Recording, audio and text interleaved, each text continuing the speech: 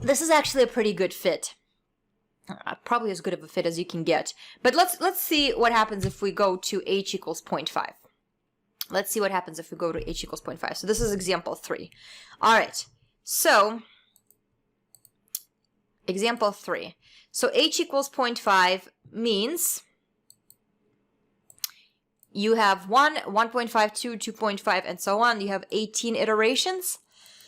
The first value of y is 0.5. I know it. The first slope, it's going to be the same formula. So it's going to be this, right? It's the right side of the differential equation evaluated at x. X is b2, y is c2 in this case. And then this is going to be equals to y sub 1.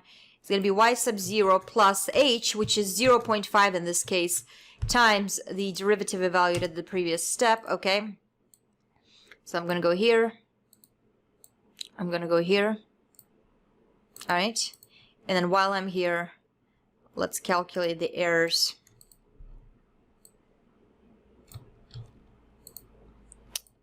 It's going to be the same thing. It just formats it. Okay, so here's my errors. All right, okay. The errors looks a little bit smaller, 0.233. And we said it was going to make it absolute value, sorry. So it's absolute value of this stuff. The error is going to be a little smaller. Okay, and then we can kind of see why. We can, it must be a slightly closer fit. So let's go back to Desmos.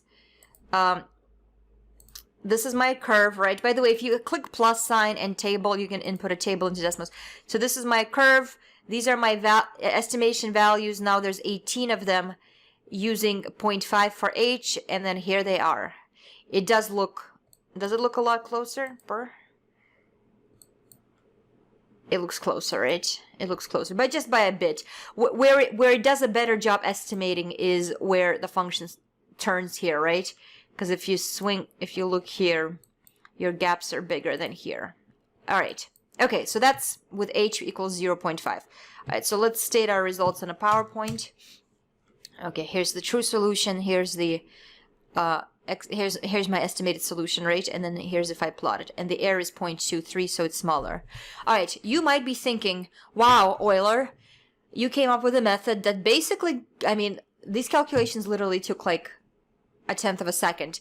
So you gave us a way to solve ODEs with 1/10 of a second, and then you can even do them by hand.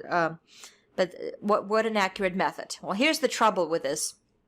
And this was kind of hinted by the fact that at a turn, when the function turns, it throws you off the curve a little bit.